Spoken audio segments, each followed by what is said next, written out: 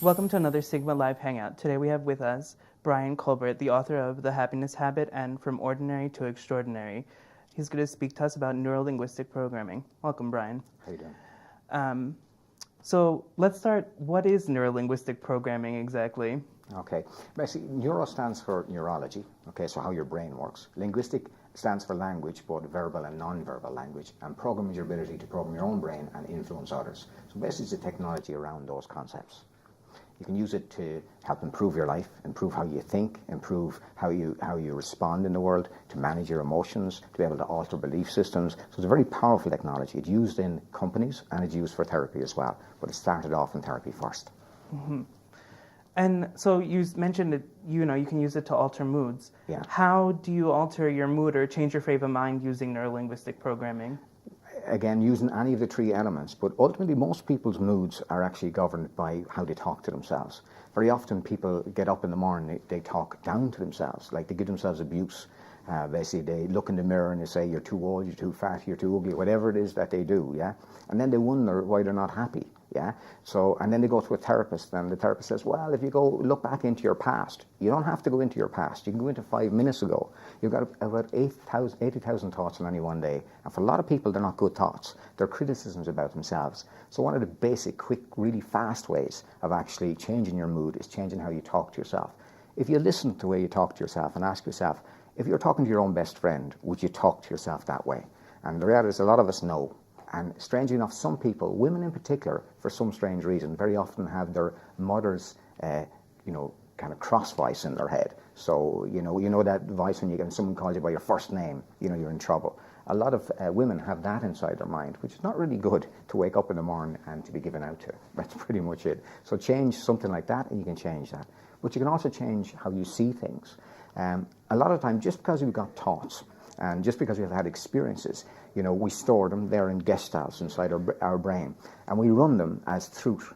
Now, the reality is you can go inside your mind and change how you think. You can change the structure of that. You can change how you look at something inside your mind. You can change the color, you can change the sound, and as a result, you can change the feelings with it as well. So you don't have to deal with the problem. You just have to deal with the way it's actually presented to you. When you do that, you can get huge responses. And so we talked about, you said you can use it in the workplace and you can use it in companies and things like that. How do you really use it in the workplace to drive? Do you drive your employees with it? Does it, to better your company? How is it really used in the workplace? Yeah, well, just to give you an example, I do work like companies like Pepsi and Google and CRH, companies that are very big companies. The last intervention I done with Pepsi increased its output in the area that was working, basically its output by 20%. Now, all I really done there was give them a set of questions, and NLP is really good with language in that way. Give them a set of questions so they could actually engage the workforce in a really good way, in a really responsible way. A lot of the time what happens, we look at behavior. We look at the behaviors that are actually successful or behaviors that cause problems. So when you're in, say, a context like that, you'll find out how is the person communicating? Are they actually listening? Very often, say, a manager will come in or a team leader will come in and they'll sit in and they'll say, okay, now tell me how things are going, John. And John says, well, blah, blah, blah, blah. And then they turn around, they tell John how they think things are going, which meant they never really listened. So really what we do is we teach them how to listen first, to elicit information, because NLP is about eliciting information from the person you're working with. And eliciting means really listening, really tuning in, and drawing out what's inside their brain. Because once you know what's going on inside a person's brain, then you can influence it. And that's really the key to it. A lot of the time, we're actually listening with the intent to respond. Very often we're in a conversation and we're talking away in our own head about what we're going to say next or what's going to come next. And that's not listening, that's not communicating. The very simple act, and we know that from science, the simple act of listening to someone can actually create really powerful results. The person can feel validated, approved, and recognized. So now you don't need a lot of the motivational strategies that people use to try and get people to do things. If you actually connect with them on a real, on a genuine, on an authentic basis, then what you find is that the real human beings start to surface, and you find you've got a creative, a cooperative, and engaged workforce. Now, Pepsi are really good at that anyway, but when you do it in this way, you can actually get increase in productivity, and people coming in suggesting ideas because now they're being listened to, and the ideas are being followed through. So simple little, really simple tools, practical tools that can transform an entire workforce in literally in a matter of months. It's incredible what you can do.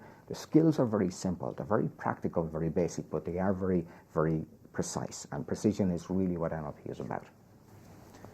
And so why do you think it's so important people get on board with neuro-linguistic programming and, try and put it into their businesses and into their daily lives, at least, even in a personal level? Sure. If the simple thing is, what we all want is we all want to be successful, we all want to be happy, we all want to be amused, we all want to be captivated, we all want to feel good. That's the simple reason that we're looking for. NLP studies that. NLP is the science of excellence. It studies, it finds people that are successful, says, what is it the difference that makes a difference for those guys? What do they do that makes them exceptional in their own life? What do they do that gives them their success? How can they do? We look at someone, and if they're happy, what are they doing inside their head to make themselves happy? Because you read books about happiness, and I've written a book on happiness, but you read books about happiness that says, you know what you need to do, blah, blah, blah, blah, and I'm sure you've done it yourself, and I've done it, and then you come and say, I must do that, but you never get around to doing it. NLP does it differently. It doesn't tell you what to do, it shows you how to do it. So now you try it, and this is what works. The Happiness Habit basically is an example of a book that is literally an instruction manual. You could read that book and you won't get quotes from it. It won't say life is blah, blah, blah, blah, blah, because I'm not interested in that. What I can show is, if you do this, then you get to be happier. If you do this, you'll get to be more successful. If you do this, basically you'll be able to influence people more. So it's really about the reason why people would engage in something like this.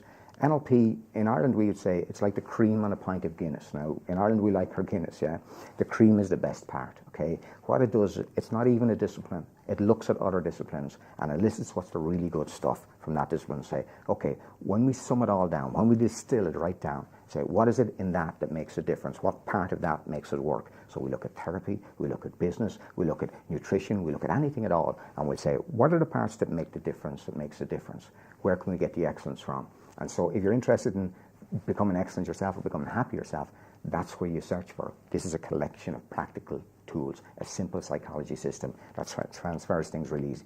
It doesn't make promises that a lot of things do. It says, you do this and you get this, so it's practical. It's testable straight away. There's no sort of in-between. We don't say, oh, I must try that sometime, or that's a good idea. It's literally, you try this, it works or it doesn't work. It's as simple as that. And so how has the scientific and medical community really responded to NLP and reacted and use it? Do they use it to treat, psychological problems? Can it be used? Yeah. In the first instance, really slowly and really negatively.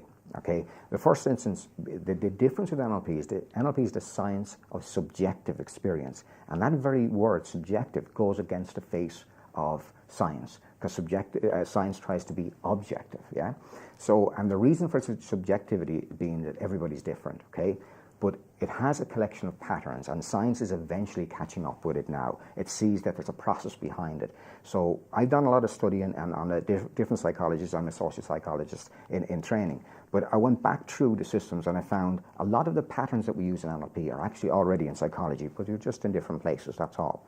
Science now is recognizing things like, the attitude of gratitude. Being grateful for things actually produces a quantifiable change in your neurology. Being mindful allows you to be able to increase clarity. These are all things we've been saying forever. So, NLP collected the ideas without the scientific imperative, basically, and they've done it deliberately. Okay, so we'll let the scientists catch up when they're ready to catch up. We'll find out what works now, let's use it now, and worry about the science later. A little bit like driving a car. If you're a racing driver, you really don't care what's under the hood insofar as long as it does what you want it to do.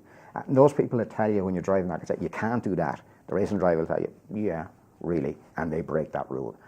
NLP is a bit like that. It says, okay, we've got the science, we know what to do, but see, can we push it further and let the scientists prove that we're right later on. Okay, so NLP really is about an attitude as well. It's about looking at life, finding out what works and applying it. Okay, fortunately, science is catching up all of the time, and now this is standard and conventional. People will use it in therapy. People will use it in interventions. It's been used in therapy for years anyway.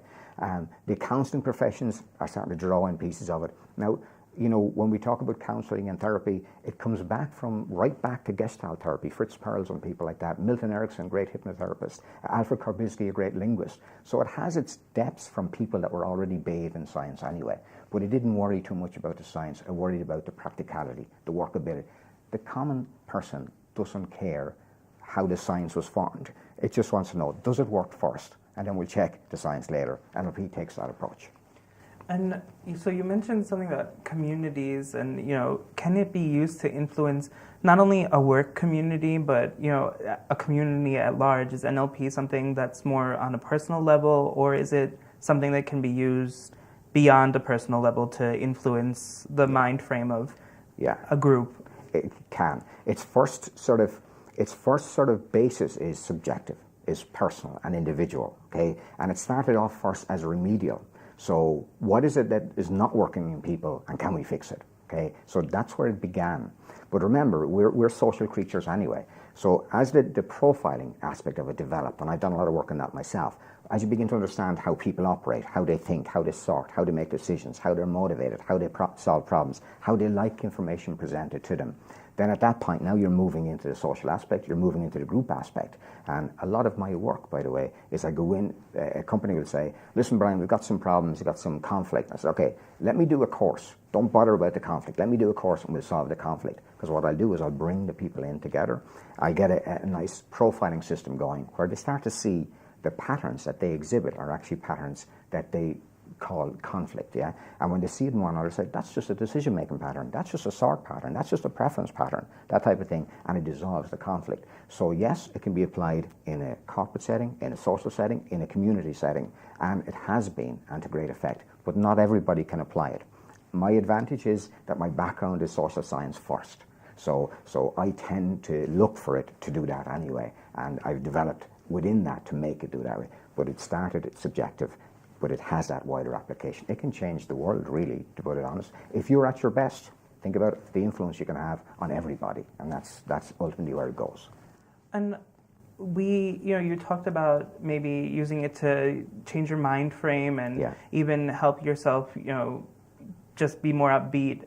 But if you have a sort of chemical imbalance, especially, as psychologists put it sometimes, where they give you medicine for something, is it helpful in this way? Does it, can it help alter any sort of chemical imbalances that someone might have in a psychological? Yeah, let's take sort of the extreme version, which would be bipolar. Yeah, basically, if a person is bipolar, they have a lithium deficiency in the brain. Now, what we would say first, all thinking is chemical anyway, so we know that. We know that antidepressants, and the research has shown this as well, antidepressants produce more problems than they solve, but they do solve problems, okay? If a person is bipolar, it makes sense for them to stay on medication without question. But they can do medication and they can do cognitive interventions as well, which is where NLP comes in. So you can do both. What we would always say, work in combination with the systems that are there. Work complementary to them. Be aware that basically that, if your doctor is saying you need this medication, generally they're right, yeah? Now there's ways out of it and ways through it, but if it's bipolar and extreme, rather than reactive depression is something that NLP is really good at, okay? That being said though, the NLP practitioner needs to have a skill beyond just NLP by itself. Needs best to be a therapist while they're doing that as well, because NLP latches onto those things as well.